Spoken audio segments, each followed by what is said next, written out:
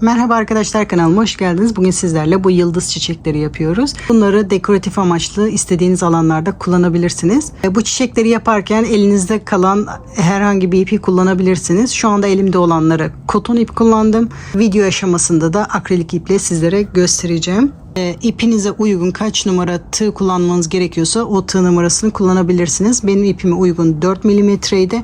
Kotonlarda da bunda da şu anda 4 milimetre tığ kullanacağım. Şimdi yapım aşamasına geçebiliriz arkadaşlar. Modele sihirli halkayla başlıyorum. Şu şekilde birleşim yerinden tuttuktan sonra tığımı ipin altından beri geçiriyorum. Bir zincir atarak halkamı bu şekilde oluşturuyorum.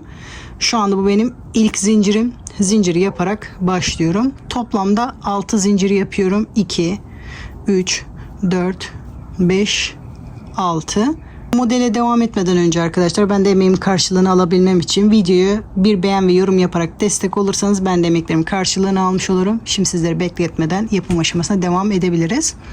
Şimdi ilk zincire herhangi bir işlem yapmıyorum. O dönüş için ikinci zincire batarak tek teline batıyorum. İpimi alıyorum. İz sürümü yapıyorum. Sıradaki zincire geçiyorum. Arka telinde bir iz sürüme. Sıradaki zincire geçiyorum. İpimi alıyorum. İz sürüme. Bu şekilde sıra sonuna kadar bütün zincirlere iz sürümü yapıyorum. Bütün zincirlerin içerisinde bir işlem yapıyoruz. Bir iz sürümü yapıyoruz. 2 defa batmıyoruz. Şimdi tek tarafı bitirdik. Bu diğer tarafa devam etmem gerekiyor. Bir zincir yapıyorum. Sonra diğer tarafa dönüyorum. Bakın burada ilk zincirin diğer taraftaki teline batarak iz sürümü yapıyorum. Şimdi sırasıyla bütün zincirlerin diğer tarafına da birer tane iz sürümü yapıyorum. Sırasıyla iz sürme yapıyoruz.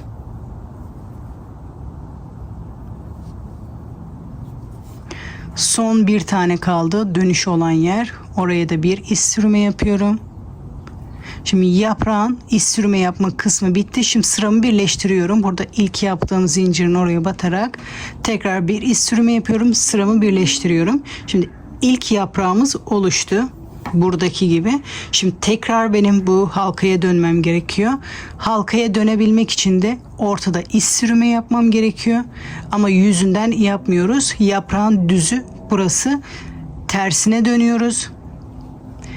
Tersinden beri iz sürme yapmaya başlıyoruz. İlk zincirin ortasından beri iz sürme yaptığımız zincirin ortasından beri tığımı batırıyorum. İpimi alıyorum. Bir iz sürümü yapıyorum. Burayı çok gevşek bırakmayalım. Bu ilk zinciri biraz sıkalım. Sonra ikinci zincirin ortasından beri batıyorum. İz sürümü yapıyorum. Sırasıyla bütün, bakın ortadan beri batıyoruz. İz sürme yaptığımız zincirlerin ortasından beri tekrar iz sürme yapıyoruz sıra sonuna kadar. Şu anda yaptığımız işlem tersinden beri gidiyoruz. Sonuncu zincirin oradan da bir iz sürme yaptım. Bakın şu anda ortası bir kanal şeklinde duruyor. Sonuncu boşluğa kadar yaptım. Bu benim sihirli halkam şu anda gördüğünüz gibi. Sonuncu iz sürmeyi yapacağız. Ve bunu halkaya sabitlememiz gerekiyor. Normalde bu şekilde devam ediyordum. Ama halka içerisinden ipimi alıyorum. Burada bir iz sürme yapıyorum. Bakın bu sonuncu iz sürme de tam yaprağın ucunda oldu. İlk yaprağı bu şekilde bitirmiş oluyoruz. Bunu da sıkıyorum burada. Şimdi diğer yöne doğru dönüyorum. Bakın tığımı ilmekten çıkardım. Yoksa ters oluyor ilmek. İlmeği düzelttim. Şimdi ikinci yaprağa başlıyoruz. İlk yaprağımız bu şekilde bitiyor. Bakın arkada iz sürme yapınca yaprağın damarıymış gibi göründü. Ön tarafta çok kalabalık olmadı ve halkaya kadar da gelmiş oldum. Gördüğünüz gibi ilk yaprak bu şekilde hazır oldu. Diğer yaprakları aynı şekilde yapıyoruz. Ama şu başlangıcına dikkat ediyoruz ki zincir dönmesin. Bakın zincirimi düzelttim. Burada da tekrar 6 zincir yaparak yeni yaprağa başlıyorum. 1, 2, 3, 4, 5, 6. Şimdi bunda da buradaki gibi iz sürme yapmaya başlıyorum. İlk zincire bir şey yapmıyorum. İkinci zincirde iz sürme yapmaya başlıyorum. Bu modelde hiç sık iğne, trabzan yapmıyoruz. Sadece iş sürümü yapıyoruz. Sırasıyla bütün zincirlerin birer tane teline batarak iş sürümü yapıyorum. Bakın burada da sonuncusu. Sonuncuya batarak da bir iş sürümü. Şimdi diğer tarafa dönmem gerekiyor. Bir zincir. Bakın diğer tarafa dönüyorum. Bu ilk yaptığım zincirin teline batarak tekrar iş sürme yapmaya devam ediyorum. Şimdi sırasıyla diğer taraftaki zincirlere iş sürme yapıyorum.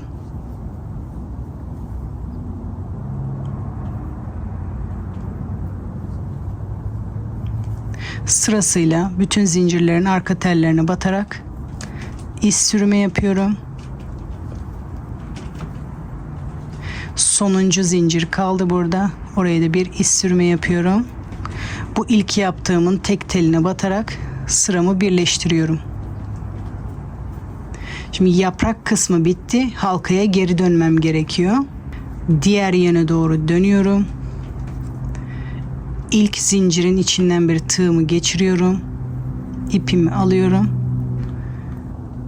İş sürme yapmaya başlıyorum. Bakın yaprağın arkası. Az önce yüzünden çalışıyorduk. Arkaya döndük. Bu zincirlerin ortasından beri iş sürme yapıyorum.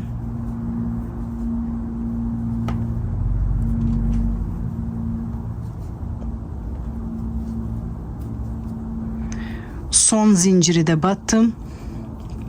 Şimdi yaprakları düzeltmem gerekiyor. Karıştırmayayım.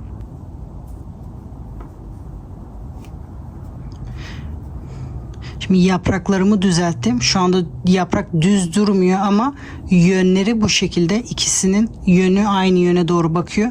Şimdi tutuyorum yaprağımı ki karıştırmayayım. Bakın tersinden işlem yapıyorduk. Şimdi halka içerisinden yapmam gerekiyor. Son iş sürmeyi halka içerisinden yapıyorum. İyice sıkıyorum. Halka içerisinden de tutturduktan sonra yeni sıraya başlamam gerekiyor. Düzüne doğru dönüyorum.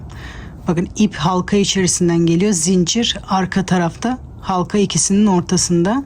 Şimdi ilmeğimi çeviriyorum. Düz yönde devam etmesi için. Zincir çekerek başlıyorum. Bu yapraklar karışmaması için buraya iğne takabiliriz. Bakın yapraklarımız şu anda ikisi aynı yönde. Yaparken dönüyorlar. Kafa karıştırmaması için bunları birleştirelim. Yönlerini karıştırmayalım. Bu şekilde iki yaprak duruyor. Bakın zincir yapmaya başladım. 6 zincir. Sırasıyla iş sürme yapmaya başlıyoruz. İkinciden başlıyorum. Sırasıyla halkaya kadar iş sürme yapıyorum. Son bir tane kaldı. Orada da iş sürme yapıyorum. Bir zincir çekerek diğer tarafa dönüyorum. Sırasıyla zincirlerin diğer tarafında iş sürme yapıyorum. Bu şekilde sıra sonuna kadar yapalım.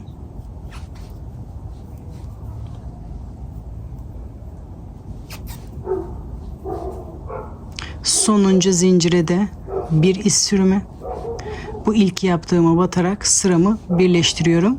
Şimdi tersine dönüyorum. Orta kısmında tersten beri iş sürme yapmaya başlıyorum.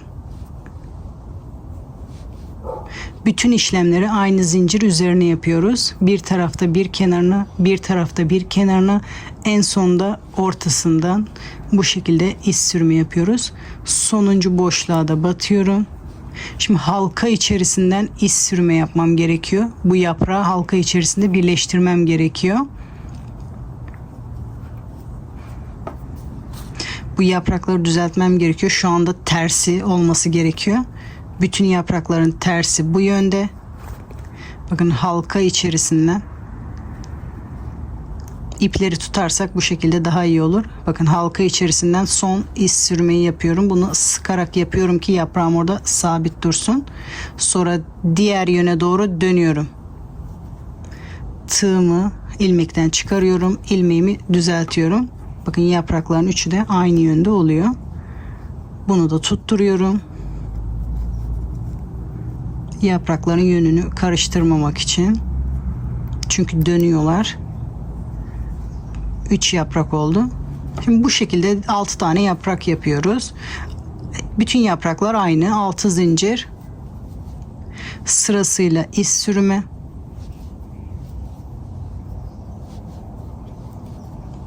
ilk önce tek tarafa, son zincire de yapıyorum. Bir zincir, bakın diğer tarafa dönüyorum. İz sürümü yapmaya devam ediyorum. Biraz karışıkmış gibi görünse aslında çok kolay. Sadece yaprakların yönünü karıştırmamamız gerekiyor. Bu şekilde iğne takarsak yaprakları karıştırmayız. Sonuncu zincire de bir iz sürme yaptım. İlk yaptığım tepesine batarak birleştiriyorum. Şimdi tersine dönüyorum. Orta sıradaki iz sürme yapmaya devam ediyorum.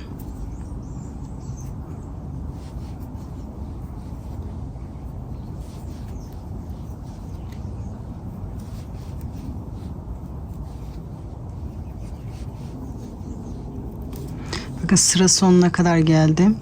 Yaprakların arkası şu anda.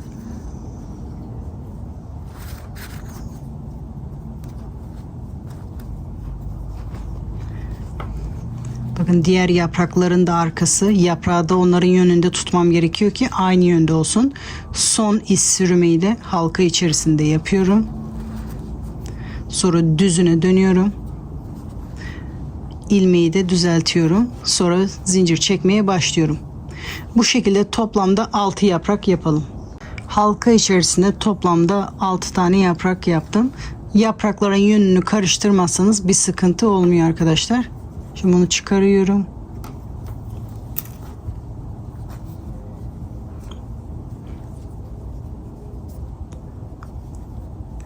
Bunu da bir zincir çekip ipimi o şekilde kesiyorum.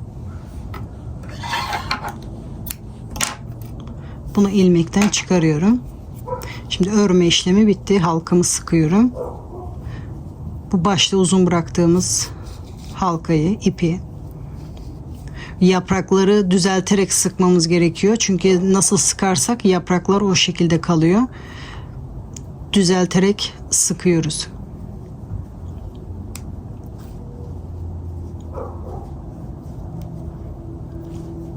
Sonra diğer iple 2 düğüm atıyorum. Bunu burada sıkılaştırıyorum ki açılmasın bu.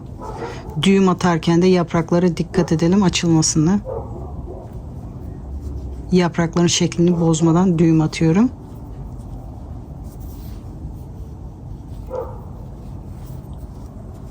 Sonra elimle düzeltiyorum. Şuraları hafif şöyle elinizle açabilirsiniz yaprakların daha geniş durması için. Koton ip kullandıysanız ütüleyebilirsiniz ama ütüye gerek yok. Bu şekilde düzeltebilirsiniz.